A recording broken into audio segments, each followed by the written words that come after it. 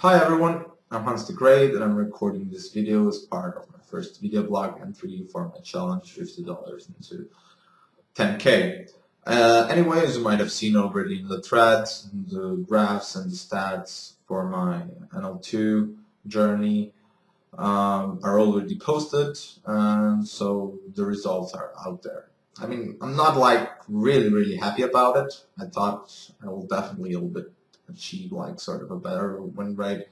But yeah, anyway, it doesn't matter. The limit is behind me. I moved up successfully, and yeah, it's just a small step.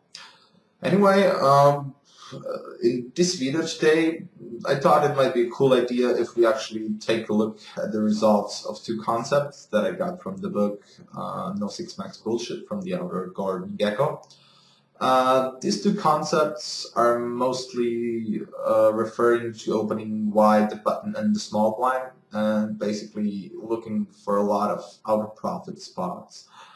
As well, at the same time, these two concepts are definitely sort of like contradicting the traditional approach of learning poker, where you just have like a tighter range from the button and from the small blind.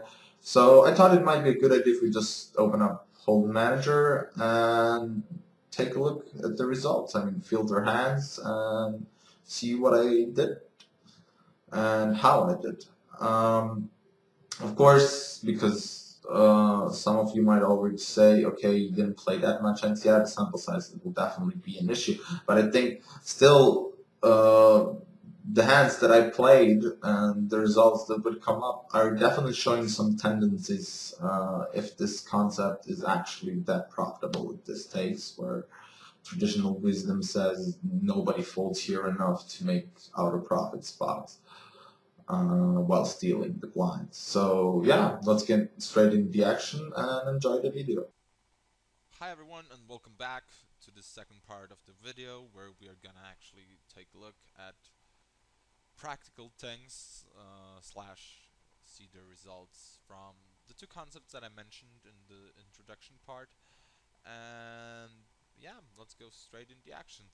First of all, I want to just point out as a reminder, I mean I already posted in the thread, but here you can take a look again how much I made in this super nano stakes. I made like $58, which is like 29 buy-ins, and we're definitely gonna take a look how much part of this winnings goes to opening wide the small blind and the button.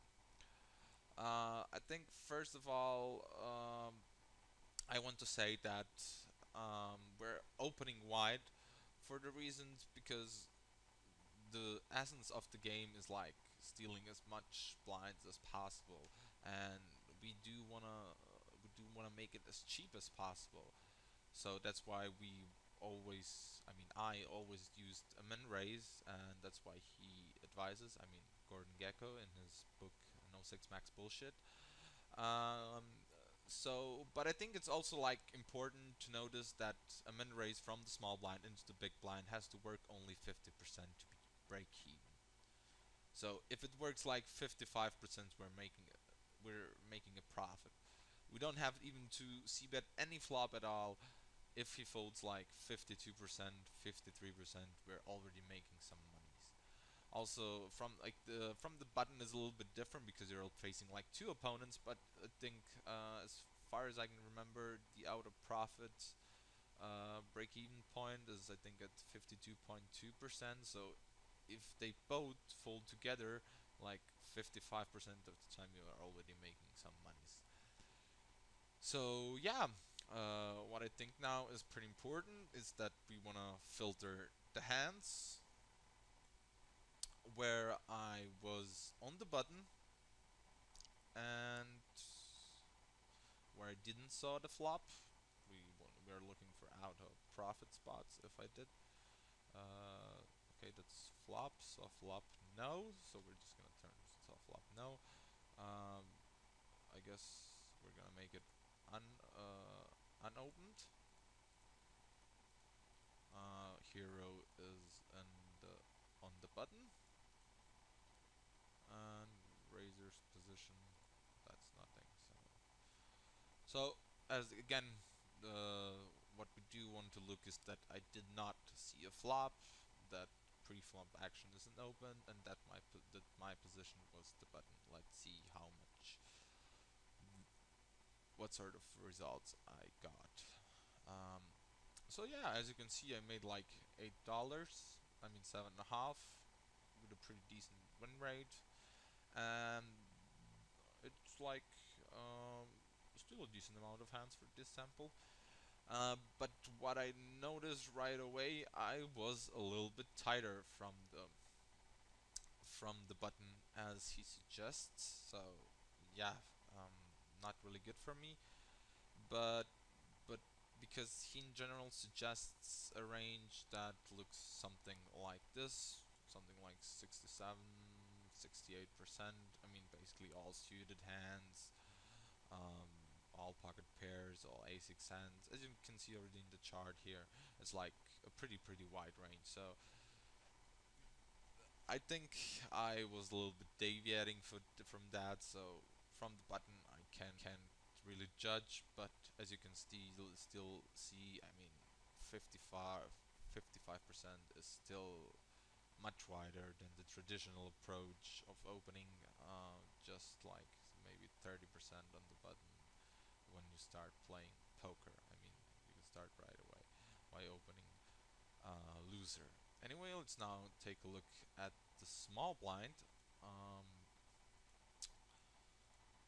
okay, here is position. We're just gonna change my position. Did not see flop. That's good. So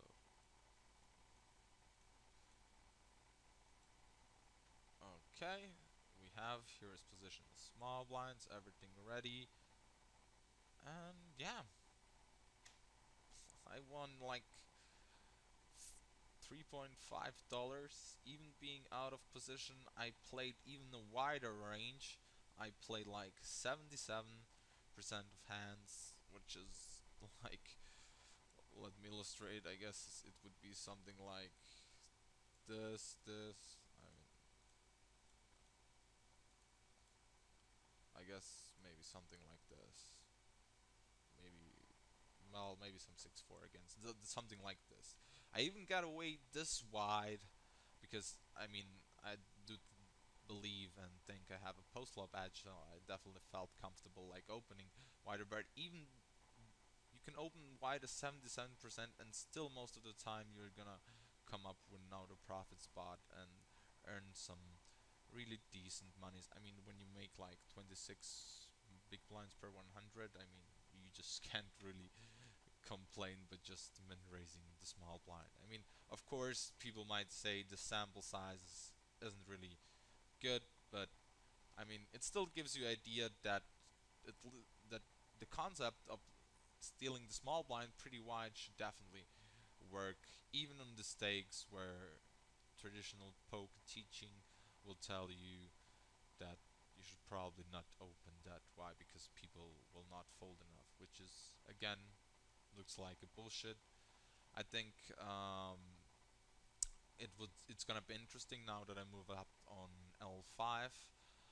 It's gonna be interesting to see, since I play speed, how I do there. I think I expect a bigger sample size, so I think